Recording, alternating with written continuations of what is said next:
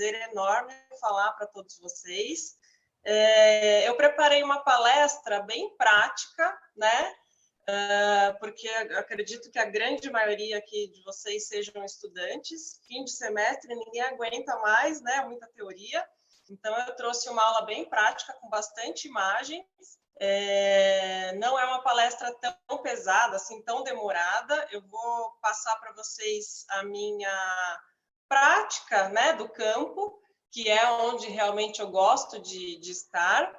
E aí, ao final, a gente conversa. Queria que vocês se sentissem super à vontade para tirar as dúvidas, tá? Vai ser um bate-papo mesmo. Então, vamos lá. Obrigada, Rafa. Obrigada ao Stuart, que me convidou também. Vamos lá. Então, na palestra de hoje, eu vou falar sobre os procedimentos cirúrgicos na reprodução dos ovinos. Pode passar, por favor.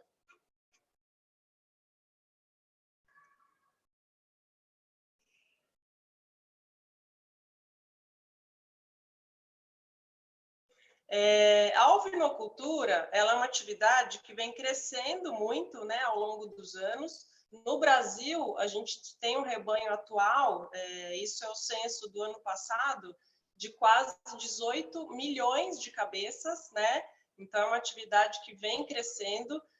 A grande maioria do rebanho está situada no Nordeste do Brasil. Até recomendo, para quem quiser realmente trabalhar nessa área, que conheça, né, outras regiões, outros locais fora de onde está habituado, principalmente a região Nordeste, que costuma ter criações muito diferentes daqui do Sul, Sudeste, né? Então, eu aconselho que conheçam vários tipos de produção. Então, é uma atividade crescente. Eu sempre digo que ovelha é muito diferente de vaca, né? Então, o aluno sai da universidade achando que, porque entende de vaca, entende de ovelha, mas não tem nada a ver, tá? Isso vocês vão ver na parte reprodutiva, então é completamente diferente. Pode passar, por favor.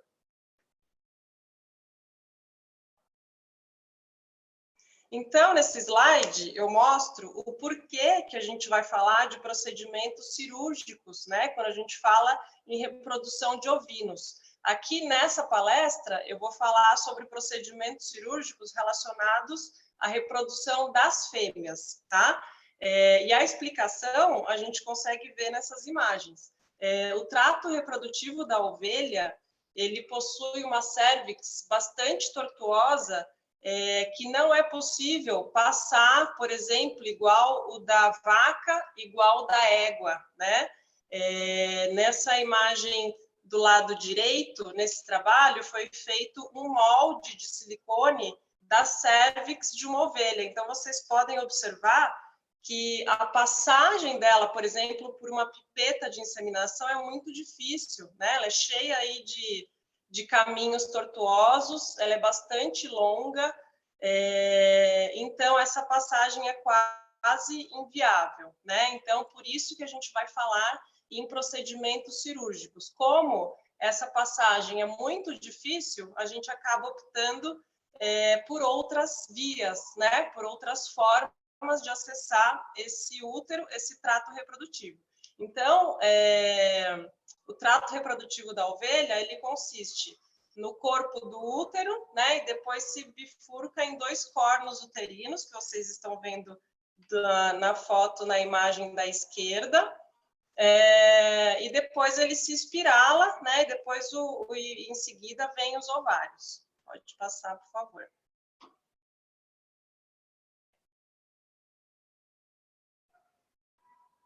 Então, eu vou falar só rapidinho sobre o histórico da endoscopia. Em 1806 foi inventado aí o primeiro endoscópio, né, pelo Bosini.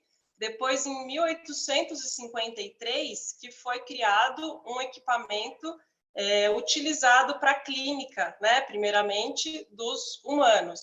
Depois, em 1902, que ela foi utilizada no primeiro animal, que foi um cão, né, para verificar a cavidade abdominal, e a partir daí é uma tecnologia que vem cada vez mais se aprimorando. Pode passar, por favor. Então, os princípios, né, se baseiam que se trata de um endoscópio rígido, né? Então, eu vou mostrar a imagem para vocês. A gente tem a endoscopia, que é aquele que é flexível, né? E o endoscópio rígido, que a gente chama de laparoscopia.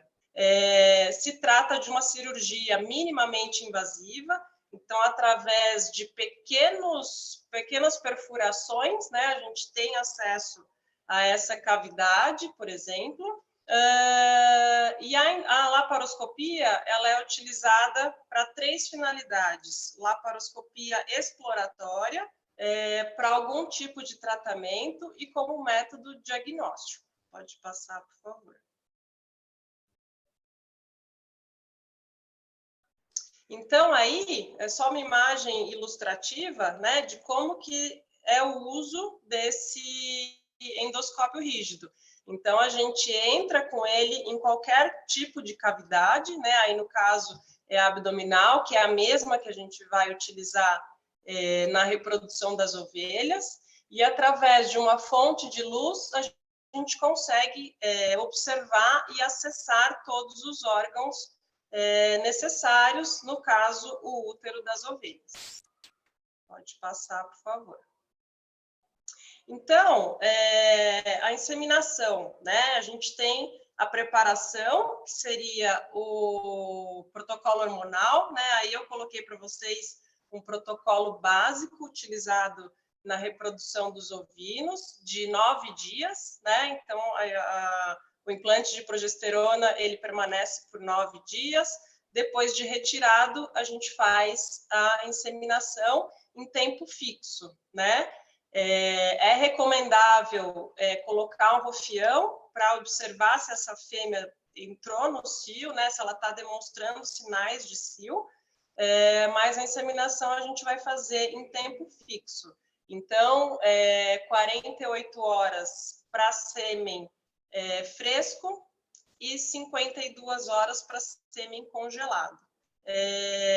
Antes do procedimento cirúrgico, a gente deve fazer um jejum alimentar nessa ovelha de 12 horas, né? Vocês vão ver a posição que ela vai ficar, e por conta da anestesia, para não ter problema de regurgitação, né, e aspiração desse conteúdo, a gente deve deixar ela em jejum de 12 horas e evitar qualquer tipo de estresse, pensando mais na resposta reprodutiva.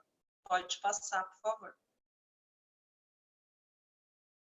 Então, esses são os equipamentos. Eu vou começar de cima para baixo, né? O primeiro que vocês estão vendo ali, que tem a base verdinha, é uma pinça atraumática, que a gente vai utilizar na inseminação, mas para deixar o útero numa posição mais fácil da gente inseminar, né? Em nenhum momento eu vou pinçar esse útero, tá? Então, é mais como eu empurro o útero e não pinço esse útero. Mas, de qualquer forma, se eu abrir a pinça e utilizar, ela é atraumática.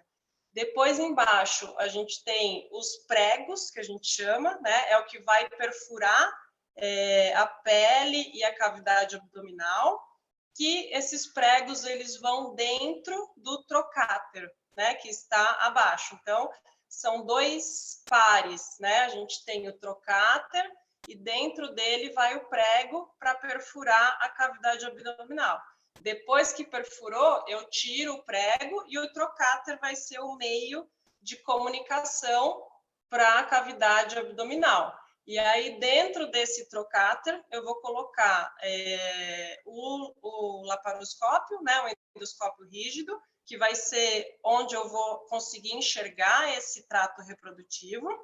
E do outro lado, que está embaixo da ótica, esse transparente, é a pipeta inseminadora. Então, de um lado, eu vou ficar olhando, né, esse útero, e do outro, eu vou colocar a pipeta inseminadora, que ela tem uma agulhinha na ponta, e é ali que a gente vai puxar o sêmen para injetar na luz desse útero. Vou mostrar mais para frente. e do lado direito a gente tem a fonte de luz que vai ser ligada na ótica. Pode passar, por favor. Outros equipamentos que a gente vai precisar. Pensando na anestesia, a gente pode utilizar o aparelho de anestesia inalatória, né, usando o isoflurano, e do lado direito a gente vai usar um cilindro de CO2, porque para você conseguir ter espaço de visualizar os órgãos, né, a gente precisa encher de ar essa cavidade abdominal. Então, para isso, eu vou usar um cilindro de CO2. Pode passar, por favor. Então, aí, né, a gente está na prática. Para que fique mais fácil a visualização do útero, a gente coloca a ovelha nessa posição inclinada, né, com a cabeça para baixo, para que as vísceras desçam, né, sentido cranial, e o útero fique mais fácil de acessar. Então, a gente anestesia ela, coloca na maca, faz a tricotomia no local, né, que vai fazer as perfurações. Se for inseminação normal, eu faço 2 perfurações seguindo mais ou menos a linha dos tetos, né? E aí a gente entra com o trocáter. Na última imagem, vocês estão vendo a visualização, né? Eu estou olhando ali a imagem pelo laparoscópio. Pode ir.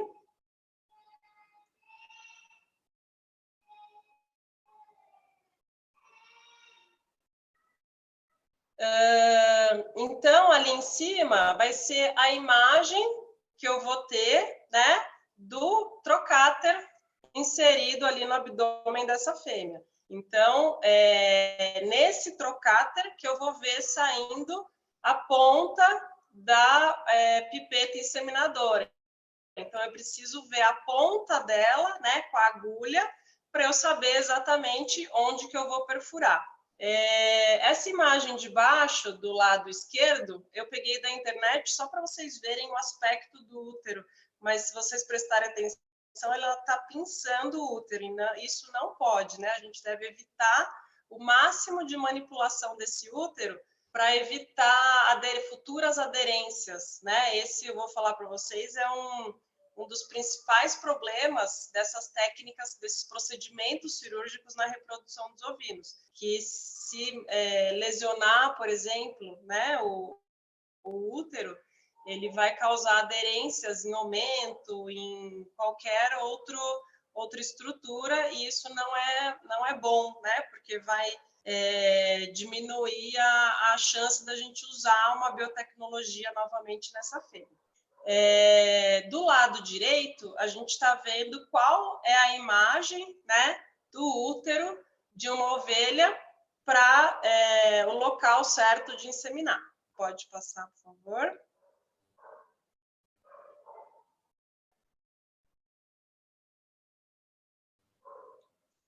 Reparem, né, que a gente está vendo a ovelha de barriga para cima, né? Em sentido ventral, então o útero acompanha, ele está ao contrário, né? Ele está vindo de baixo para cima, ele espirala. E é exatamente nesse pontinho vermelho que eu coloquei aí que a gente vai fazer a perfuração. Então, a gente perfura de um lado, né? Injeta uma porção do sêmen e depois do outro lado. Pode passar, por favor. Então, eu vou colocar uma dose de sêmen de um lado e outra dose de sêmen no outro corno, tá? E por que, por exemplo, eu não faço no corpo do útero, né? Porque o corpo do útero, ele é mais espesso, então a chance de eu não conseguir perfurar ele é maior, né? Eu colocando o sêmen diretamente no corno uterino, eu tenho certeza de que eu cheguei no local correto, né? E aí o espermatozoide ele fica o caminho até o óvulo fica muito mais fácil, tá? E a parede desse corno ela é mais fininha, então é mais fácil de perfurar. Beleza, pode passar, por favor. Então, aí a gente está preparando, né, o sêmen. Eu posso utilizar ou sêmen resfriado, né? Eu vou usar essas caixas, a Botuflex, eu não sei se vocês conhecem, mas ela é bastante utilizada pelo pessoal de equinos, por exemplo, né? Essa caixa de isopor própria para armazenar sêmen resfriado ou sêmen congelado. Só que no caso, se for sêmen congelado, eu vou ter que tirar ele da palheta, colocar num tubo e depois puxar com a minha pipeta. E é o que eu estou fazendo ali na imagem. Eu estou puxando o sêmen para colocar ali no laparoscópio. Pode ir, por favor. Então, aí eu já estou com a pipeta, né? Eu coloco uma seringa de 1 ml na ponta, porque a dose inseminante eu separo em 2 frações de 0,3 ml. Então, eu puxo 0,3 ml de sêmen, 0,1 de ar, né? Para que as frações não se misturem, e mais 0,3 de sêmen. Então, eu perfurei um lado, alguém vai lá e injeta para mim. Eu tiro, perfuro o outro corno uterino e alguém continua a inseminação. Eu falo, pode ir. A pessoa vai lá e aperta a seringa até o fim. Vocês estão vendo todos os equipamentos ali atrás, né? Pode prosseguir, por favor. E é isso que a gente espera, né? Que nasçam animais saudáveis depois de 5 meses. Pode passar, por favor. Eu trabalho mais com essa raça, que é o Dorper, então as imagens acabam sendo mais deles. Eu trouxe esse trabalho para vocês, que eu gosto muito, porque ele compara 3 técnicas, né, de inseminação que são utilizadas em ovinos, que é a técnica cervical, transcervical e por laparoscopia. Pode passar, por favor. Então, essa primeira imagem seria a técnica transcervical. Nessa técnica, traciona esse útero, né? Com um espéculo, a gente enxerga a cérvix dessa ovelha. Com uma pinça de álise, a gente pinça uma ponta da cérvix, traciona e depois eu vou com o aplicador. Essa segunda imagem é uma pipeta inseminadora, uma pistola inseminadora, desculpa. Eu não sei se vocês já viram. Ela, a gente deposita o sêmen direto ali na entrada da cérvix. Então, a gente chama de inseminação cervical. E depois, pode ir, por favor. E depois a laparoscopia. Então, esse trabalho ele correlacionou, comparou as 3 técnicas. Pode passar, por favor. Então, o que a gente pode ver nesse quadro, pode passar só para marcar o texto, por favor. Nesse primeiro quadro que eu marquei, está comparando as 3 técnicas em relação à concentração de sêmen utilizado. Então, a gente pode observar que na inseminação cervical, a concentração de sêmen utilizada deve ser muito maior, porque a distância de onde eu vou depositar o sêmen é mais longa, né, até o trato reprodutivo. Então, eu tenho que ter mais espermatozoides. Então, aí ele utilizou 150 vezes 10 a sexta de espermatozoides. Na transcervical, 100, e na inseminação intrauterina por laparoscopia, 75. Ou seja, na laparoscopia, a gente consegue utilizar uma concentração menor de espermatozoide, dessa forma, otimizando mais cada ejaculado do reprodutor, né? Próximo. Depois, foi comparado a taxa de gestação. Então, na cervical, tiveram uma taxa de gestação de 36%, na transcervical, 42%, e na laparoscopia, 50%. Então, utilizando menos espermatozoide, se teve uma taxa de gestação maior. Próximo, por favor. E, por fim, essa informação eu acho muito bacana em relação ao tempo. Então, na técnica cervical, conseguiram inseminar 85 ovelhas, né, em 1 hora. Na transcervical, tracionando a cervix, foram 11 ovelhas. E na laparoscopia, foram quase 57 ovelhas por hora. Ou seja, se a gente for comparar quantidade de sêmen, taxa de gestação e tempo, né, que você vai conseguir inseminar grande número de animais, a gente percebe que a laparoscopia é a técnica mais vantajosa, né? Pode passar, por favor.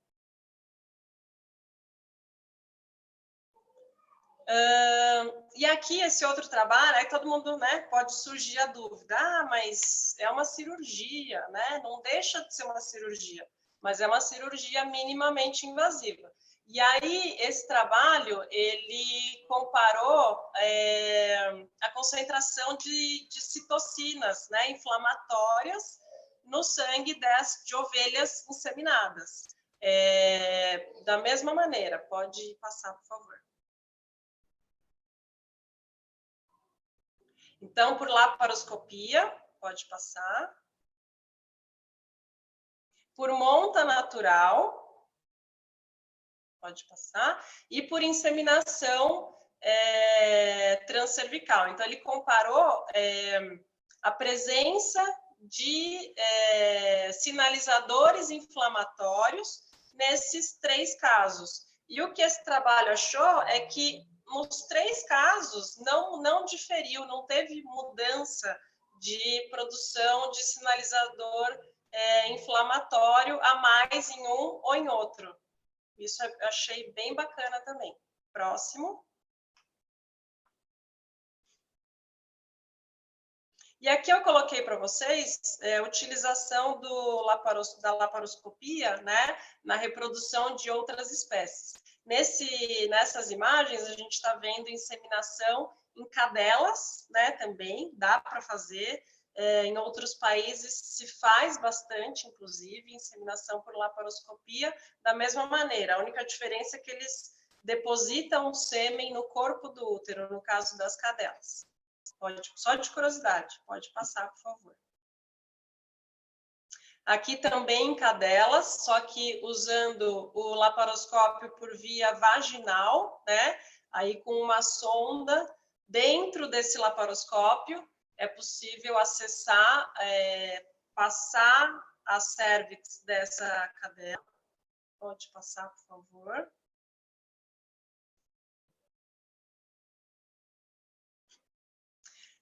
E em outras espécies também, o pessoal da Reprocon, a Letícia, o professor Hernan Baldassari, eles já fizeram trabalhos muito bacanas com onça, então eles têm aí uma experiência bem legal com laparoscopia em animais silvestres também, né, pensando na reprodução.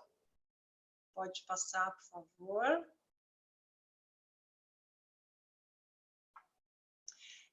E mais recentemente, tem se utilizado bastante a laparoscopia para fertilização in vitro, né? Então, faz a aspiração dos oócitos direto dos ovários, né, das fêmeas. Tem se utilizado muito em animais silvestres também, aí no caso dos cervídeos. Pode passar.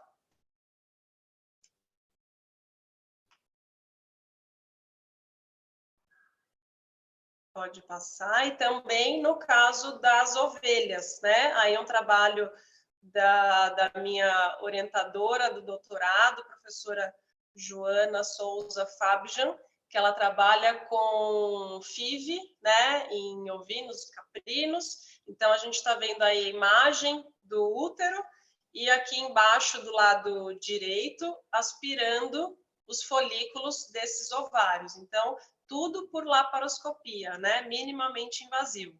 A única diferença, quando a gente vai fazer um procedimento para FIV, para aspirar oócitos, é que aí serão 3 acessos, igual vocês estão vendo aí na imagem, e não 2. Né? Na inseminação tradicional, a gente usa 2 acessos. Na FIV, passam a ser 3, para poder fixar melhor esse ovário. Pode passar, por favor. E aí, depois, vem a transferência de embrião, né? A múltipla ovulação e transferência de embriões. Então, a preparação seria um protocolo hormonal, né? Nesse caso, a gente precisa fazer uma superovulação dessa fêmea, né? Então, a gente, o que uma ovelha normal, sem tratamento nenhum, ela teria 1 ou 2 ovulações, né? Tendo 1 ou 2 filhotes. No caso da superovulação, a gente quer que ela tenha vários, né, folículos dominantes. Então, no dia da coleta, né, dos embriões, a gente quer que os ovários estejam igual nessa imagem, que tiveram, né, várias ovulações, vários CLs. Então, a gente faz um protocolo utilizando o FSH, né, para promover essa superovulação, e esse é o protocolo básico, né, que a gente usa, com 8 aplicações de FSH em dosagens decrescentes. Pode passar, por favor. E o jejum de 24 horas, muito importante, né? No caso da transferência de embrião, a gente vai manipular essa fêmea por mais tempo, por mais que seja rápido, né? Agora, no projeto do doutorado, a gente fez com transferência de embrião, e eu nunca tinha feito isso de cronometrar o tempo. O tempo médio do procedimento foi de 24 minutos por doadora, né? É um tempo relativamente rápido, mas ela vai ficar mais tempo naquela posição, então precisa de um jejum maior, no mínimo 24 horas. Pode passar, por favor. E por mais que o Brasil, né, tem saído aí muito bem na pesquisa de transferência de embrião, coleta, né, dos embriões por via não cirúrgica, o método cirúrgico ainda é o mais utilizado no mundo inteiro. Pode passar. Esse daí é um trabalho para quem tiver curiosidade, né, de depois acessar, sobre a coleta de embriões por via não cirúrgica. Pode passar, por favor. Então, aí a gente chegou na prática. Essa é uma mesa, né, pronta aí para a coleta dos embriões. Então, vocês podem ver que a gente trabalha com tudo estéril, né? Equipamento cirúrgico bem simples. Então, a gente usa tesoura, Metzenbaum, pinça, dente de rato, um porta-agulhas, material bem simples, tudo estéreo, luva estéreo, né? Pode passar.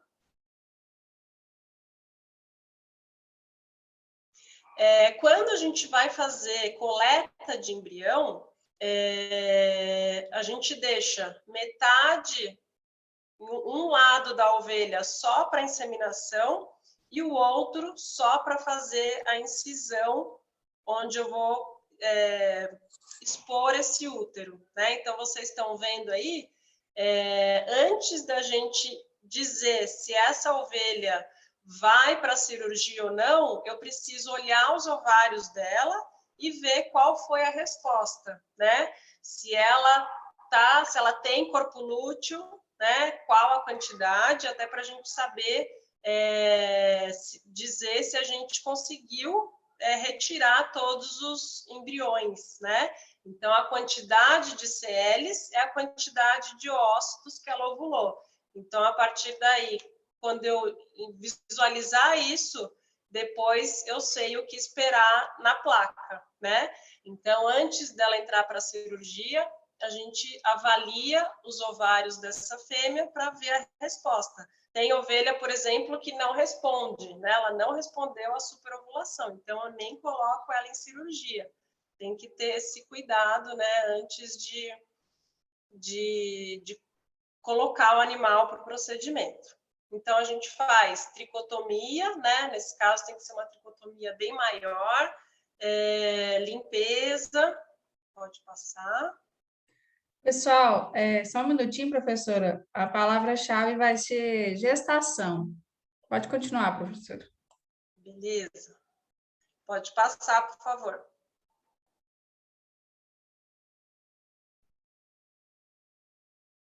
Gestação é bom, hein? Ainda mais do que a gente está falando. É o que a gente espera. Pode passar, Rafa, por favor. Então, aí a gente faz a incisão, né? Não, volta. Acho que foi demais. A gente faz a incisão. Eu costumo seguir a linha do teto, né? Da mesma maneira. Eu gosto de fazer a incisão do lado direito. Uma incisão pequena. Ela vai ter uns 5 centímetros, uns 5 centímetros, mais ou menos. É uma incisão bem pequena, o suficiente para eu conseguir puxar, né, exteriorizar esse útero. Lembrando que esse ato de tracionar o útero, ele tem que ser muito delicado, né, para não causar aí nenhum machucado. O que a gente evita é sangue, né? Eu brinco que o sangue é a cola natural do organismo. Então, no caso desse tipo de cirurgia, é muito difícil a gente ver sangue. Às vezes não sai nem só ali na pele, né? Sai um pouquinho de sangue só. Porque o mínimo de sangue que tiver é o melhor. Então, a gente traciona esse útero. Eu vou fazer a lavagem, né, de cada corno separadamente, através de uma sonda de Foley de 2 vias. A gente vai injetar PBS, né, em cima ali na parte mais fininha do corno, e ele vai descer para a sonda de Foley, um corno, depois o outro. Essas imagens estão meio longes, né? Eu não consigo. Eu nunca, na verdade, sempre que a gente faz as transferências, está todo mundo ocupado, e só consegui ter essas imagens por conta do projeto de doutorado, que tinha bastante gente, e aí o pessoal foi tirando fotos, senão também não ia ter. Pode. E aqui vocês estão vendo, né? Uma pessoa fica segurando uma placa de Petri, e aí todo o conteúdo desse lavado cai ali, e é isso que a gente vai observar na lupa. Pode passar, por favor. Então, aí, o tamanho da incisão, né? Vocês estão vendo, dá o quê? Uns 3 dedos meus, aí uns 3, 4 dedos, é bem pequenininha. A gente faz a sutura do tipo festonada, né? Porque, por se tratar de cavidade abdominal, ela tem que ficar bem firme. Pode passar. Aí faz cavidade abdominal, subcutâneo e pele. Depois faz a verificação, né, dos embriões. Às vezes vem o ócito não fertilizado no meio. A gente tem que separar o que é embrião, o que não é. Classificar o grau, né? A gente tem grau 1, que é o melhor, grau 2, que é bom ainda, grau 3 já é um embrião que você tem que decidir se vale a pena transferir ou não, né, para as receptoras, porque já é uma qualidade bastante inferior, provavelmente não vai dar gestação. Nesses casos, quando o embrião não está com uma qualidade boa, ou você coloca junto com o outro, né, pensando que um pode ajudar o outro, ou você descarta. Pode passar, por favor.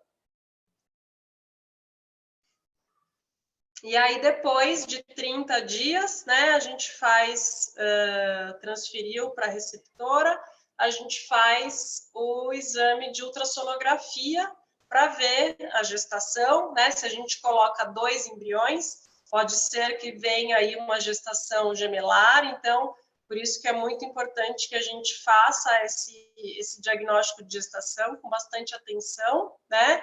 Então, a gente faz esse primeiro exame depois de 30 dias do procedimento, e aí, quando está chegando por volta dos 60 dias de gestação, refaz, porque a taxa de perda de gestação, no caso, usando uma biotecnologia, ele é maior, né, do que se fosse uma gestação comum. Então, pode ter problema, né, dessa receptora perder esse embrião. Então, com 60 dias, a gente faz um novo exame, porque senão você fica esperando 5 meses, né? Quando chega lá, não, a ovelha já perdeu faz tempo e está perdendo tempo ali no lote. Então, a gente tem que ter esse controle bem intensivo. E aí embaixo, alguns embriõezinhos, né? Daqueles que a gente vê na lupa, e depois, nascendo, não tem alegria maior. Pode passar, por favor. E aí os resultados, né? Se vocês pegarem assim a literatura, a média de produção por ovelha doadora é em torno de 5 embriões, né? O meu recorde, o meu máximo de embriões por ovelha foi 33. Então, o máximo que a gente teve lá na cabanha foram 33 embriões de uma doadora em uma coleta. Mas tem doadoras que dão 1, tem doadora que não dá nada, tem doadora que dá 10, 17, enfim. Mas a média vai ficar aí em torno de 5. Na cabanha, a nossa média é 8. Pode passar, por favor. Por doadora, por coleta, né? E aí vem os desafios, né? Nem tudo é maravilhoso. A gente tem o lado bom e o lado ruim também. A gente fala em procedimento cirúrgico na reprodução, são as aderências, né? Aí está um exemplo. Dependendo de quantas vezes a gente coloca essa doadora em coleta, é natural que com o tempo vá gerando aderências, né? Até porque o furinho que a gente coloca, passa a sonda, às vezes gera, né, um machucado, um sangramento. Então, com o tempo de coletas, é natural, né, que vá tendo aderências. Então, aí é um exemplo para vocês verem. Pode passar, por favor. Outros exemplos, né? Então, pode aderir ovário em corno, pode aderir omento, é muito comum o omento aderir ao corno uterino, né? E isso dificulta até a própria inseminação. Pode passar. E outro desafio é a regressão precoce de corpo lúteo. Vocês estão, não sei se dá para ver, está um pouco longe a imagem, mas onde deveria ter um corpo lúteo vermelho, né, igual na imagem que vocês viram lá do protocolo, tem um CL amarelinho, né? Isso se chama regressão precoce de corpo lúteo. É quando antes do dia da coleta esse CL regrediu. Então, essa baixa progesterona, ela vai impactar desde do quanto dos embriões você vai conseguir recuperar até na qualidade desses embriões. Então, a gente tinha uma taxa até razoável de casos de regressão precoce, e até o projeto do meu doutorado foi com isso, com tratamento para evitar essa regressão, e deu super certo. A gente vai publicar o trabalho agora, se Deus quiser. Pode passar, por favor. E o segredo é estudar, né, em primeiro lugar. A gente nunca pode parar de estudar, de pesquisar. Treinamento, quando a gente fala em técnica, né, técnica cirúrgica, só o treinamento vai propiciar aí esse conhecimento, né, esse resultado. E pode passar, e não desistir, né? Eu sou a prova viva, pode passar, que os meus primeiros resultados, esses daí são dados de um trabalho que a gente vai publicar agora, no mês que vem, se tudo der certo, até os próximos 2 meses. Desde o início, né? Quando eu comecei a treinar, quando eu comecei a fazer a técnica, a gente juntou todas as informações. Pode passar, por favor. E aí a gente consegue ver a evolução, né, dos resultados. Então, por exemplo, a média de estruturas por ovelha, vocês conseguem ver o quanto que aumentou, né? Então, no primeiro ano a gente tinha dois embriões por ovelha. No quarto ano, são 4 anos, né? Não é pouco tempo. Então, esse ano, com TE, a gente já está no 5º ano, só vem melhorando. De 2 estruturas, a gente passou para 8. Pode passar, por favor. De taxa de gestação, de 25% com 50%. Agora, mês passado, a gente fez uma transferência de embrião congelado, que a qualidade não é a mesma, né, de um embrião fresco. A gente conseguiu 60% em embrião congelado, né? Então, são números que vão melhorando, e isso depende só de treinamento. Pode passar, por favor.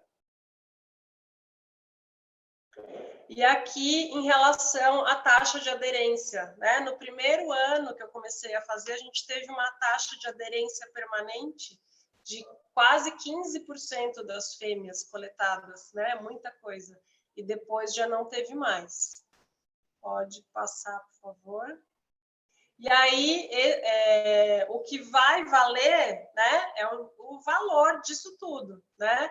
Então, quando a gente pensa numa biotecnologia, a gente quer uma maior eficiência no rebanho, né? Por isso que a gente vai usar uma biotecnologia.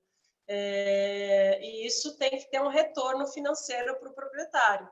No primeiro ano, cada gestação custou R$ 3.400 por conta dos resultados ruins.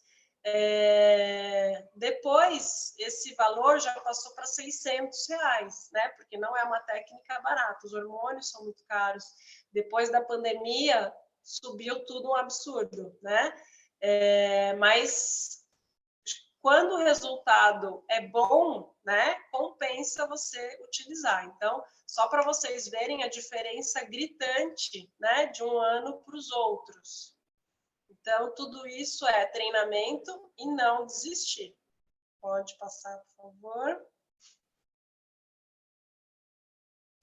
Então, eu queria agradecer, espero que tenha ajudado aí um pouco, né, o conhecimento de vocês. Queria agradecer a Cabanha Origens, o SOS Repro, para quem quiser seguir lá no Instagram, grupo de mentoria, o pessoal da USP, o pessoal do GERAD, que é o grupo de estudos, lá da Federal do Rio, a Unip, que eu sou professora. Agradeço todos presentes, estou à disposição para dúvidas, bate-papo. Obrigada, Rafa, mais uma vez.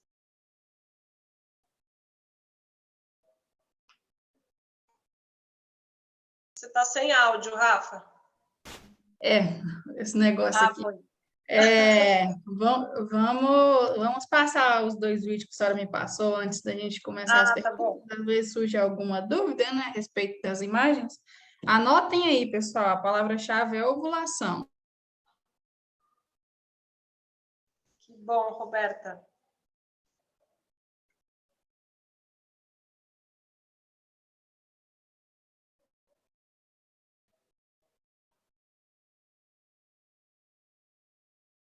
Rafa, não estamos te ouvindo. Uai, gente, fechou de novo? Você falou isso mesmo, acho que você ficou falando um montão sem ninguém ouvir. Ah, então vamos lá, gente. Eu abri isso e fechou outra vez. Quero agradecer a professora. A gente tem mais 2 vídeos para passar para vocês. Eu vou passar. Se vocês quiserem printar a tela para depois vocês entrarem em contato com a professora Marcela para convidá-la para ministrar palestra na faculdade de vocês, então vocês façam um convite. Também fica aí a deixa para quem achou interessante, quiser entrar em contato com ela por e-mail para fazer solicitação de estágio, né? Ela tem aí uma boa taxa de atendimento, né? O Sturt mesmo faz estágio com a professora Marcela. Vocês veem com ela a disponibilidade, pega lá uma cartinha de indicação do professor e tenta estágio com ela. Vocês tiveram aí a honra de acompanhar um pouco do trabalho que ela desenvolve.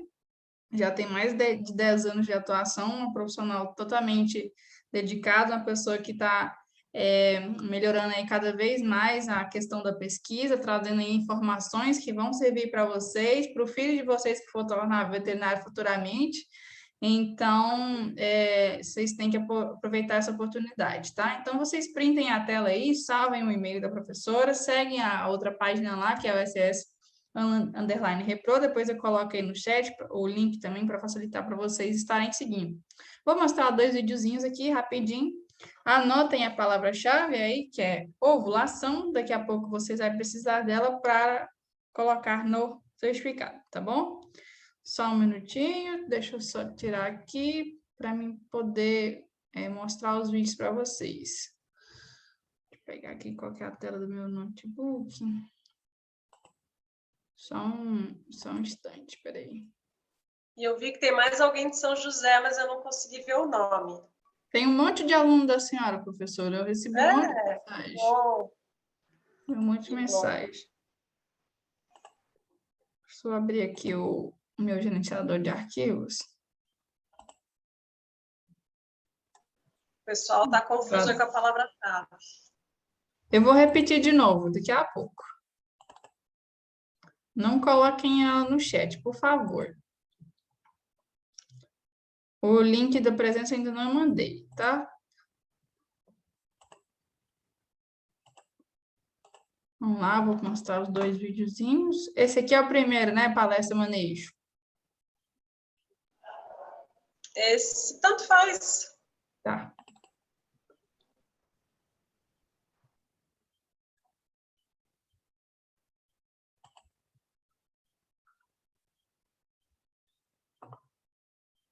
Tem som, professor, ou é mudo? Esse é mudo. Na verdade, é só para ver assim como que é a imagem, né, em movimento. Eu mostrei a foto, mas é um vídeo bem curtinho, tem 1 segundo só. É muito difícil gravar direto no laparoscópio. Entendo. Conseguiram visualizar? Vou passar mais uma vez.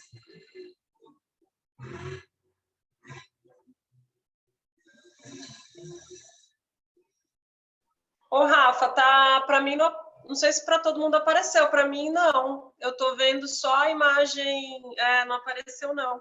Não abriu. Espera aí. A gente está vendo os quadradinhos pequenos. Ah, tá. Calma aí. Deixa eu tentar com outro reprodutor aqui. Tá vendo agora? Não, para mim tá pequeno ainda. Espera aí. Só um minutinho, pessoal. Agora foi.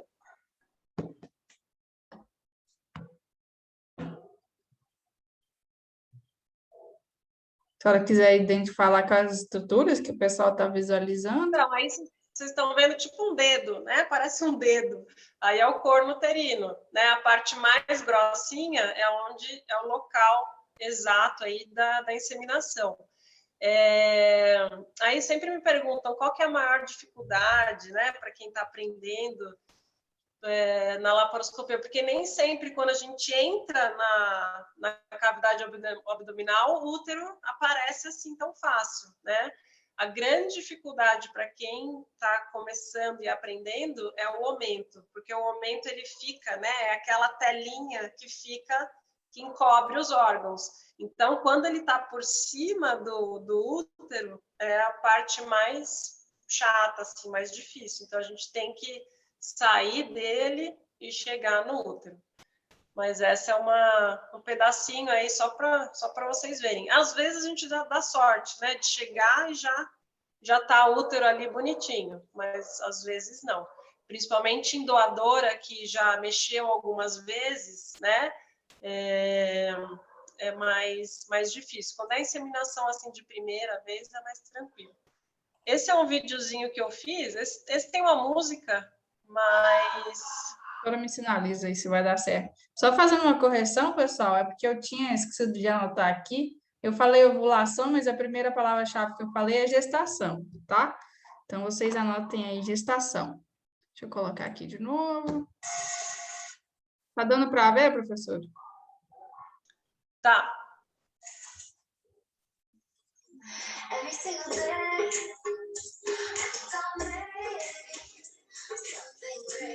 Para inseminação, geralmente eu uso xilazina, 2%. Eu não uso inalatória, não, porque é muito rápido.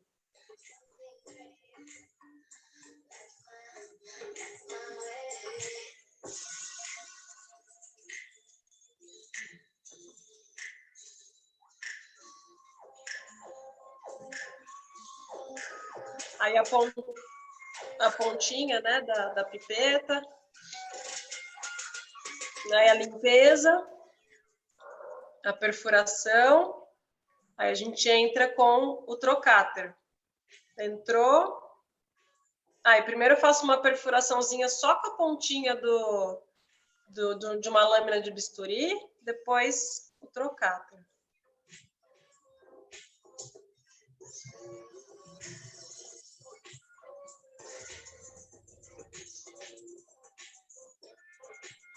Rapidinho. Foi, inseminou, tirou da maca. Todas prenhes. Eu vou passar o vídeo de novo sem áudio, que aí a senhora pode comentar e o pessoal vai entender um pouco melhor. Espera aí. Deixa eu voltar aqui. Deixa eu fechar minha câmera. Vai, se a senhora quiser comentar. Tá, beleza. Então, aí eu estava falando que quando é só inseminação, o tempo é muito rápido. Então, eu uso só xilazina, eu não uso a inalatória. A gente vai demorar aí, se for uma atrás da outra, uns 3 minutos por ovelha, coisa assim, muito rápida. Geralmente a gente usa 2, 3 macas, porque aí enquanto uma sai, a outra entra. Aí os equipamentos... igual da foto, da palestra. Aí a pontinha da pipeta, né, para vocês verem o quanto que entra na luz do útero. A gente faz a limpeza. Eu entro só com a pontinha de uma lâmina de bisturi para ficar mais fácil para o trocáter entrar. Aí.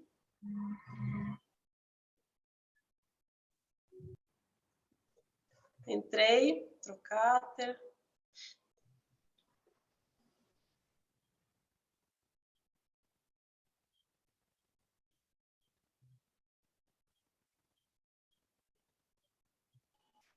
E pronto, tá feito. E elas já saem da maca andando.